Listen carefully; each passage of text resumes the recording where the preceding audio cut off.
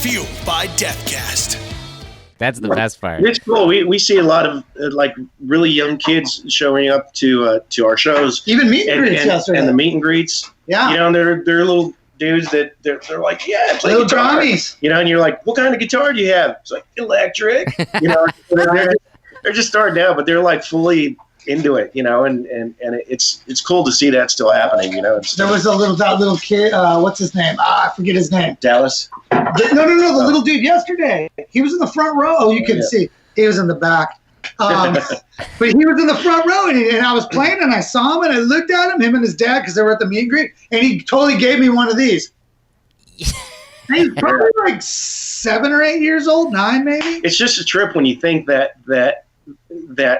we could possibly, you know, one night of us playing could be that moment that we had when we saw, you know, whoever it was that inspired, you know, Van Halen, a lot of people, Van Halen or Kiss or any of those people, you know, it doesn't really matter who it is. It's like people get that you know, that aha moment and they want to do it. So it's a weird concept to think that your show that one night might be that aha moment for some little kid. And that's another reason why you have to be really enthusiastic every night. You can't go through the motions. And because for some of these people, it's the biggest night of their life. You know, some people travel, you know, across the country just to come to catch one show. Or fly across the ocean.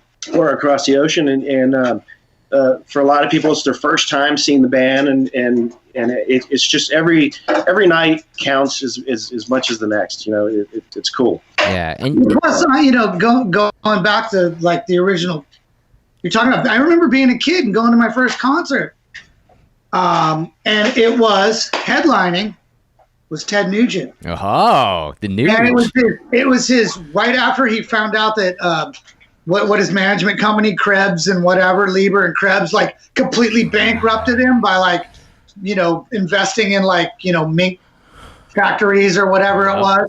So he was doing that in 10 Cities tour. And there was this dude who I'd heard of who used to be the singer for this band Montrose. And I'm like, oh, I remember. Okay, I know Montrose. There was this guy named Sammy Hagar opened for him. And I remember going, and my uncle took me to the show with a couple of my buddies. Actually, a buddy came to the Portland show, one of my oldest friends from middle school and high school. I remember watching Sammy Hagar, and I was just like, I had so many little kid epiphanies. Mm. Like, and one of them was like that moment where, you know, when the music shuts off and then the lights go down and there's that whole like, wow, and the crowd starts getting amped up. Man, I still love that. Still one of my favorite feelings. That's awesome. But I remember that happening, and Hagar came out, and he had this black Strat with a mirrored pick guard, and I was and the spotlights would hit that, and it was like a fucking beam of light. And I just remember being a little kid. I was like 12, 13, whatever. It's like almost simultaneous with me picking up an instrument, and I just remember going like, oh, fuck, that is the coolest. Man, I'm going to do that when I get older. And I totally did. I had to put a mirrored pickguard on a bass for a little while. But then, now, going back to what you're talking about, not faking it, mm-hmm. Ted Nugent came up. Boy, talk about deflated. Yeah. I was just like, fuck this guy. Yeah. I went home. I kept, and I still have them, I kept Free For All. And I kept Double Live Gonzo. And I traded, I think, a couple of Nuge records and maybe a poster for like Iron Maiden, Made in Japan.